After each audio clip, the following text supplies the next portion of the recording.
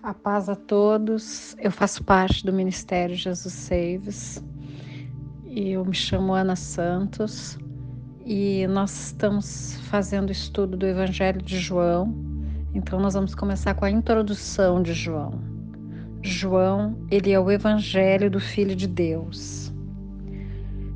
O Evangelho de João é o livro mais importante da história. Isso falado por um teólogo chamado Steve Lawson. Ele chama de Monte Everest da teologia. Ele fala que o Evangelho de João é o livro mais teológico de todos os evangelhos. Provavelmente é a mais importante peça da literatura que existe no mundo. Para um outro teólogo, William Hendrickson, o Evangelho de João é o livro mais maravilhoso já escrito. Ele é descrito como Evangelho universal, dirigido a todos os crentes de todos os tempos, e ele é especialmente para a evangelização das nações. Exemplo, nós temos o livro de Mateus, que apresenta Jesus como rei. Marcos apresenta Jesus como servo. Lucas apresenta Jesus como homem perfeito. E João apresenta Jesus como Deus. Os 3 primeiros evangelhos são chamados sinóticos, porque eles têm grande semelhança entre si. Eles veem as coisas da mesma ótica. João, porém, ele distingue-se dos demais em seu conteúdo, estilo e propósito. Nós temos 4 evangelhos, mas esses 4 evangelhos, eles falam apenas de um evangelho, que é o Evangelho de Jesus Cristo. Nós temos uma biografia elaborada por 4 testemunhas oculares, cada escritor com uma perspectiva diferente. Então, nessas 4 perspectivas, nós temos um único evangelho da salvação em Jesus Cristo. O Evangelho de João é o livro mais usado pelos crentes. Dentre os 4 evangelhos, o de João é o mais usado pelos cristãos em todos os tempos, em todas as eras. Ele é considerado o mais conhecido e o mais amado livro da Bíblia.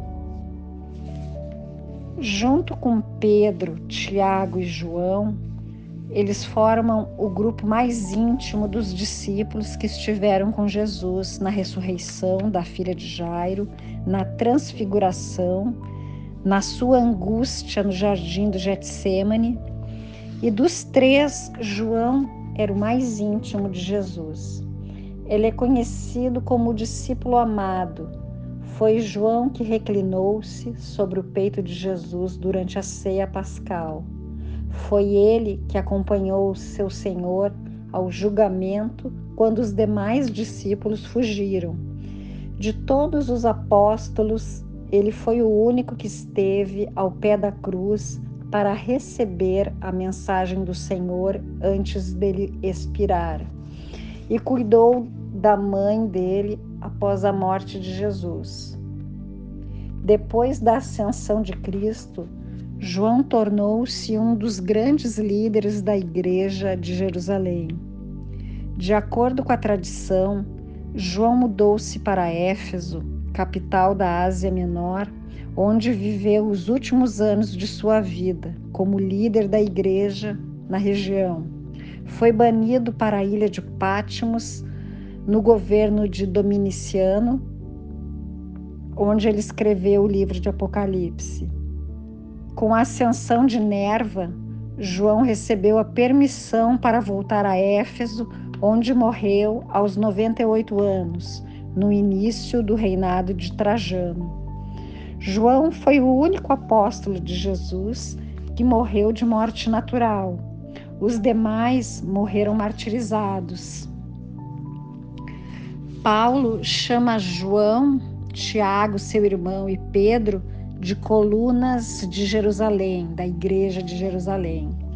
O Evangelho de João, ele foi escrito para judeus, cristãos e o público em geral. A abrangência desse evangelho é universal. O propósito desse evangelho é para uma geração que não conheceu e nem presenciou os milagres de Jesus. Os leitores de João eram a segunda e a terceira geração. Esses cristãos não foram testemunhas oculares dos milagres e ministério de Jesus, pois já havia se passado 70 anos aproximadamente da morte e ressurreição de Cristo. O que eles sabiam, eles aprenderam ao ouvir falar ou por meio da leitura dos primeiros relatos cristãos. Escrito na cidade de Éfeso, na capital da Ásia Menor, por volta do ano 80 a 98 depois de Cristo, onde João morou por longos anos e pastoreou a maior igreja gentílica da época e liderou as igrejas da região, e morreu em avançada velhice nos dias do imperador Trajano. O propósito do Evangelho de João: apresentar Jesus como o Verbo divino que se fez carne, o Criador do universo, revelador do Pai, o Salvador do mundo, por meio de quem recebemos pela fé a vida eterna. Mas o mais interessante de tudo isso é que o propósito do Evangelho de João, ele foi lá escrito em Éfeso ao redor do anos 98 e 100 depois de Cristo, e João ele escreve o seu Evangelho para cristãos e gregos, também para um outro público que estava na Ásia Menor. Ali tinham cristãos, tinham gregos, tinham judeus.